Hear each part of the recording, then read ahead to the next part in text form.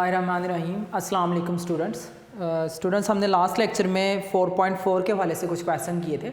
अब smart syllabus के according इसके लास्ट टू क्वेश्चन है, क्वेश्चन नंबर 14 और एक question number 15। Question 14 long question में इंपॉर्टेंट है, ये आ चुका है। 15 कभी हाथ आया नहीं है, लेकिन वो भी लॉन्ग क्वेश्चन के लिहाज से ही क्वेश्चन है। इसके लिए देखें, हमें लिखा नजर आ रहा है find the area of the triangle whose sides are. आपके माइंड में फ़ौरन एक बात आ जानी चाहिए, हमने तो एरिया ऑफ ट्राइंगल पढ़ा था जब हमें 3 वर्टिसेस पता हों।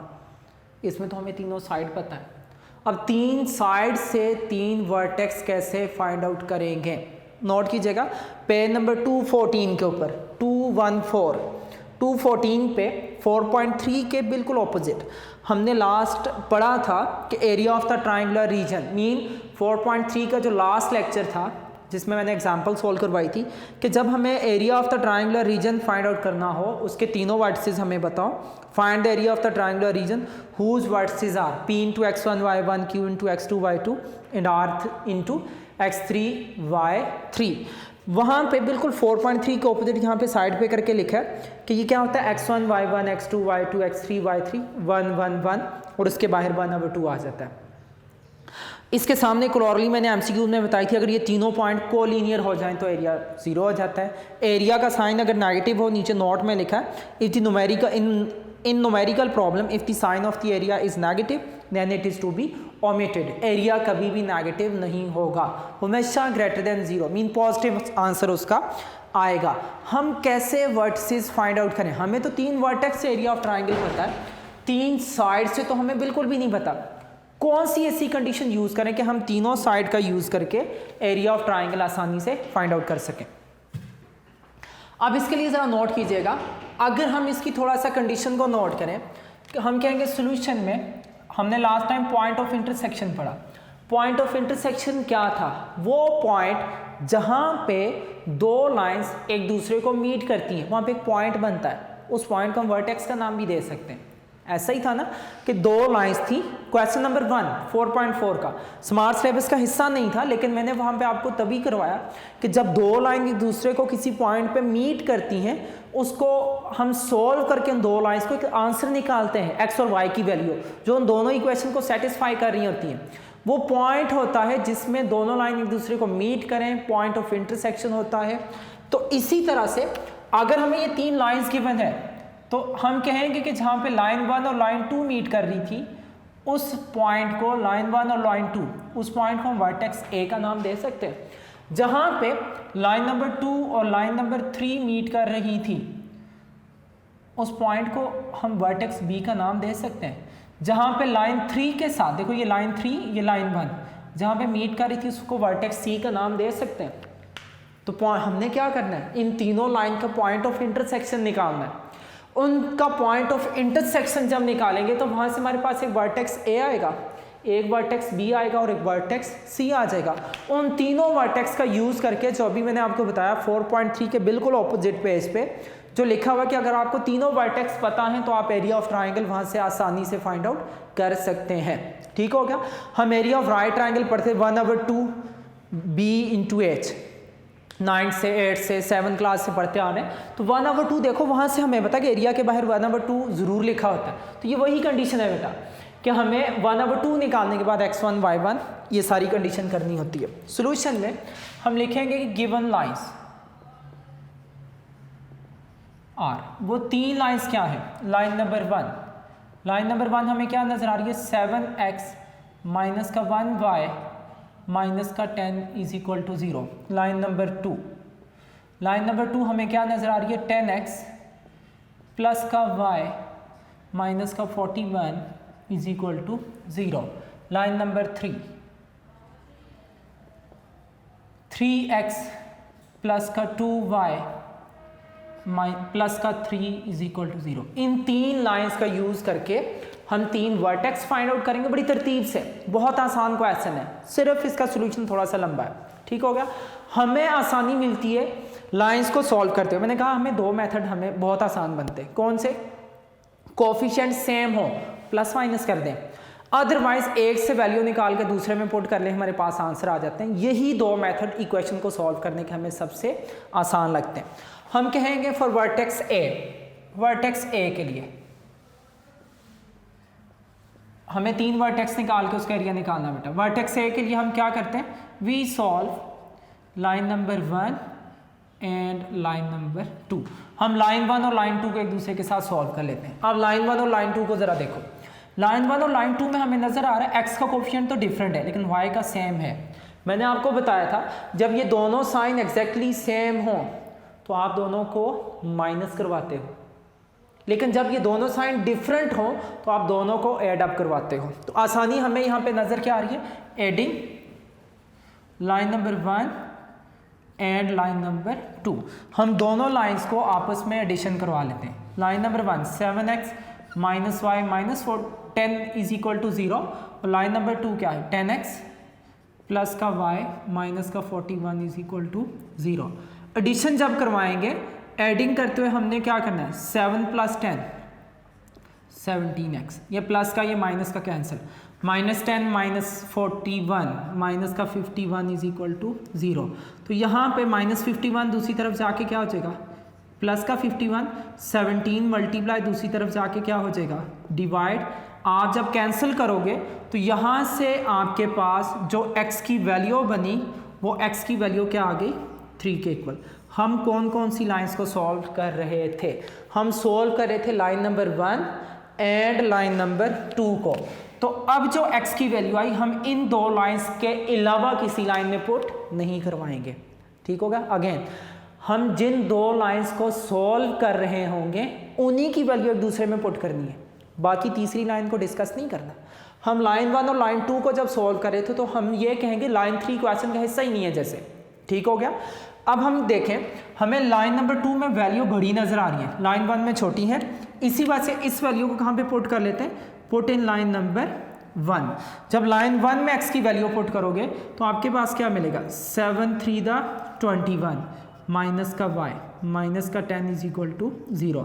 ये माइनस y इधर जाके प्लस हो जाएगा तो 21 माइनस का 10 इज इक्वल टू y। सो जो y की वैल्यू हमें मिली वो किसके इक्वल आ गई 11 के। सो वर्टेक्स A किसके इक्वल आ गया, सो जो वर्टेक्स A हमें x1 y1 चाहिए था उसमें x1 के लिए हम लिखेंगे हमें 3 के इक्वल नज़र आया और y1 के लिए लिखेंगे हमें किसके इक्वल नज़र आया 11 के। ये एक वर्टेक्स आ गया। Second for vertex B, vertex B के लिए हम किसको सॉल्व करेंगे, for vertex B we solve, हम सॉल्व करेंगे line number 2 and line number 3। आपको बेटा जैसे आसानी लगती है कोफिशिएंट को सेम बना के प्लस माइनस कर लो या एक से वैल्यू दूसरे में पुट कर लो। इसमें तो हमें ये आसानी थी, कोफिशिएंट खुद ही सेम दिए थे, हमने आसानी से उसको प्लस माइनस किया, आंसर आ गया अकॉर्डिंग टू सिचुएशन। प्लस का मैंने बताया जब दोनों कोफिशिएंट सेम हो, 2 2 हो, 3 3 हो, 10 10 हो, लेकिन एक साइन प्लस एक साइन माइनस हो तो आप दोनों को एड अप करते हो, लेकिन दोनों साइन चाहे माइनस हो दोनों चाहे साइन प्लस हो तो आप माइनस कर वहाँ पे एडिंग की बजाय सब्ट्रैक्टिंग करवाते हैं। अब वर्टेक्स बी के लिए आसानी देखो 1 और 2 को सोल्व करो वर्टेक्स ए, 2 और 3 को करो वर्टेक्स बी, 3 के साथ 1 को करो तो वर्टेक्स सी। अब हम किस किस को सोल्व करने लगे लाइन नंबर 2 और लाइन नंबर 3 को। अगर हम इसमें देखें तो आप ये भी कर सकते हैं लाइन 2 को 2 से मल्टीप्लाई करें और उन दोनों को सोल्व कर लें। या क्या हो सकता है अगर मैं देखूं कि मुझे लाइन 1 से y की वैल्यू आसानी से निकलती नज़र आ रही है फ्रॉम लाइन नंबर 2 से, अगर लाइन नंबर 2 से देखा जाए तो y की वैल्यू हमें क्या आसानी से मिल सकती है, y इज इक्वल टू क्या हो जाएगा माइनस का 10x प्लस का 41। लाइन नंबर 2 से वैल्यू निकाल के इसको किस में पुट करेंगे, पुट इन लाइन नंबर 3। जब मैं लाइन नंबर 3 में पुट करूंगा तो लाइन नंबर 3 आपको क्या नज़र आ रही है 3x प्लस का 2 इंटू y की जगह पे क्या होगा माइनस का 10x प्लस का 41। लास्ट वाली वैल्यू क्या है प्लस का 3 इज इक्वल टू 0। मल्टीप्लाई करते जाओ आपके पास यहाँ से वैल्यू क्या आएगी 3x 2 10 द माइनस का 20x, फिर इसके बाद 41 टू द क्या होगा प्लस 82 और नेक्स्ट हमारे पास क्या होगा प्लस का 3 इज इक्वल टू 0। तो यहाँ से हमें क्या आंसर मिलेगा माइनस 17x प्लस का 85 इज इक्वल टू 0, प्लस 85 दूसरी तरफ जाके क्या हो जाएगा माइनस का, ये जो x के साथ वैल्यू मल्टीप्लाई है दूसरी तरफ आके क्या हो जाएगी डिवाइड। जब आप कैंसिल करोगे तो यहाँ से आपको x की वैल्यू मिलेगी 5 के इक्वल। 17 5 था 85, ठीक हो गया। इस x की वैल्यू को कहाँ पे पुट करेंगे, लाइन 2 में या लाइन 3 में, क्यों, हम उन दो लाइंस को सॉल्व करें। तो जब मैंने यहाँ से देखा मुझे लाइन नंबर 2 से y आसानी से मिल सकता है, तो मैं पुट इन लाइन नंबर क्या कर देता हूँ 2। जब लाइन 2 में पुट करेंगे तो आपके पास ये आंसर कुछ इस फॉर्म का होगा। लाइन नंबर 2 में 10 इंटू एक्स मीन क्या होगा 10 इंटू 5 प्लस का y माइनस का 41 इज इक्वल टू 0। सॉल्व करो, 10 5 था कितना हो जाएगा बेटा 50 plus y minus 41 is equal to 0। इन दोनों को इकट्ठा करो 9 plus y is equal to 0, तो या y यहाँ से हमें क्या मिल जाएगा माइनस के 9 के इक्वल। इनको मैं इकट्ठा तभी लिख रहा हूँ ताकि हमें सॉल्व करते हुए आसानी हो। सो जो वर्टेक्स a के बाद वर्टेक्स b बना, सो वर्टेक्स b जो x2, y2 है उसकी वैल्यू हमें क्या मिली, x की वैल्यू 5 और y की वैल्यू क्या आ गई माइनस के 9 के इक्वल। देखिए आसानी से वर्टेक्स a आ गया, वर्टेक्स b मीन हम पॉइंट ऑफ इंटरसेक्शन सीख रहे हैं, उसकी प्रैक्टिस कर रहे हैं। थर्ड नंबर पे फॉर वर्टेक्स c के लिए वी सॉल्व, हम सॉल्व करेंगे line number 1 and line number 3। अब वही बात आप कोफिशिएंट को सेम बना लो या एक से वैल्यू दूसरे में पुट कर लो, ये दो तरीके ही हम डिस्कस करेंगे जो आसान है। अब अगर देखा जाए तो लाइन नंबर 1 और 3 को, इन दोनों लाइन को अगर हम डिस्कस करें तो वहाँ से हमें कंडीशन नज़र आ रही है कि कोफिशिएंट सेम कोई भी नहीं है। अगर कोफिशिएंट सेम होता तो हम आसानी से जैसे फर्स्ट में एडिंग किया था ऐसे ही एडिंग या सब्ट्रैक्टिंग करके आंसर निकाल लेते, लेकिन यहाँ पे कोफिशिएंट सेम नज़र नहीं आ रहा। हमें आसानी क्या नज़र आ रही है कि अगर मैं लाइन 1 से y की वैल्यू निकाल के यहाँ पे पुट करूँ तो आंसर आ जाएंगे। तो हम क्या कहेंगे फ्रॉम लाइन 1, लाइन नंबर 1 से हमें जो वैल्यू नज़र आ रही है ये माइनस y दूसरी तरफ जाके क्या हो जाएगा प्लस हो जाएगा। तो हम क्या लिखेंगे 7x माइनस का 10 इज इक्वल टू y।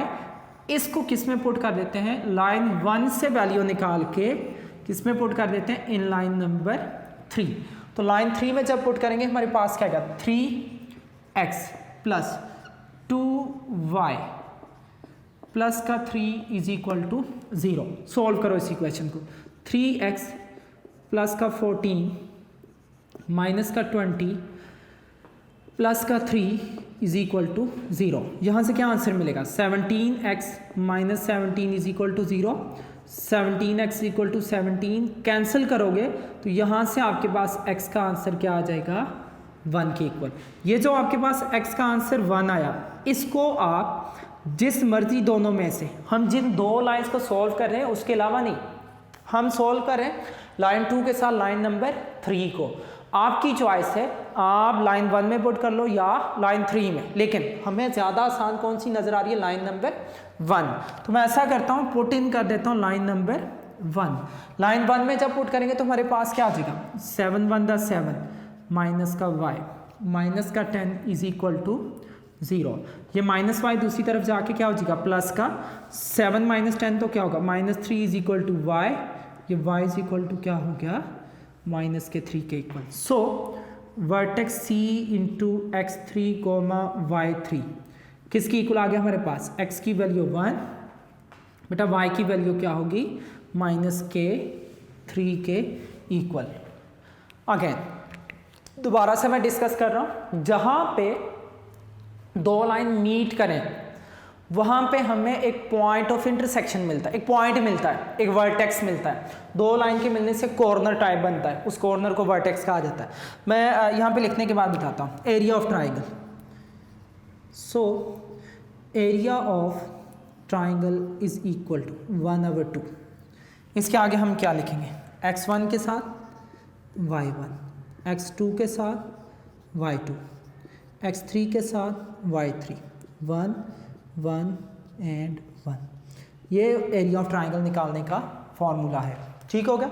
कब एरिया ऑफ ट्राइंगल निकाला जाता है? जब हमें ए x1 वर्टेक्स ए जो x1 y1, वर्टेक्स b जो x2 y2, vertex c x3 y3, p q r लिख लो, इससे भी कोई फ़र्क नहीं पड़ेगा। लेकिन हमें x1 y1, x2 y2, x3 y3 ये 1 1 तो कांस्टेंट है। जब ये वर्टेक्स 3 मिलेंगे तो ही हम बेटा एरिया निकाल सकते हैं। अगर ये वर्टेक्स तीनों नहीं पता तो हम एरिया भी फाइंड आउट नहीं कर पाएंगे। तो वर्टेक्स कैसे निकालें? हमें तो 3 लाइंस पता थी। मैंने कहा अपनी आसानी के लिए क्या करें, जब 2 लाइन किसी जगह पे मीट करती हैं तो उनसे एक कॉर्नर बनता है, एक वर्टेक्स बनता है। तो मैंने कहा जहाँ पे लाइन 1 और लाइन 2 मीट कर रही थी वो वर्टेक्स ए है, जहाँ पे 2 और 3 कर रही थी वो वर्टेक्स बी है, जहाँ पे हमारे पास इक्वेशन नंबर लाइन नंबर 1 के साथ लाइन नंबर 3 मीट कर रही थी वो हमारे पास वर्टेक्स क्या है, सी है। तो वहाँ से हमने क्या कर देना, वर्टेक्स ए को, वर्टेक्स बी को और वर्टेक्स सी को, जो x1 y1 x2 y2 x3 y3 की फॉर्म में आ जाएगा, उसको फाइंड आउट कर लेंगे। ठीक होगा। नेक्स्ट, अब नेक्स्ट में हमारे पास क्या है, इसमें क्या कर लेंगे, पुटिंग वैल्यूज। जब हम वैल्यू को पुट करेंगे तो हमारे पास क्या कंडीशन आएगी, area of triangle is equal to 1/2 x1 y1 x1 y1 क्या है 3 and 11, x2 y2 क्या है 5 and माइनस का 9, x3 y3 क्या है 1 and माइनस का 3। यहाँ पे फिक्स्ड है कि ये 1 1 and 1 रहेगा। हमें नज़र तो आसान, वो 0 0 बनाने से ज़्यादा इजी क्या, जब सिंपल वैल्यू हो तो सिंपल एक्सपेंशन बेटा, एक्सपेंड फ्रॉम r नंबर 1। हम रो नंबर 1 से इसको क्या करेंगे, एक्सपेंड करेंगे। जब हम रो नंबर 1 से इसको एक्सपेंड करेंगे तो हमारे पास ये वैल्यू किस टाइप की आएगी, एरिया ऑफ ट्राइंगल आ गया। इसमें हम वैल्यू पुट करेंगे तो हम x1 y1 की जगह पे 3 and 11 जो हमारा वर्टेक्स है, वर्टेक्स b क्या है 5 and माइनस 9, वर्टेक्स c हमारे पास क्या है 1 and माइनस 3, ये 1 1 1 फिक्स रहेगा। एक्सपेंड जब करेंगे ये 1/2 सबका हिस्सा है। देखो 3 के आगे मैंने कहा था जल्दी नहीं करनी बेटा, सुकून से बस एक्सपेंशन कीजिएगा।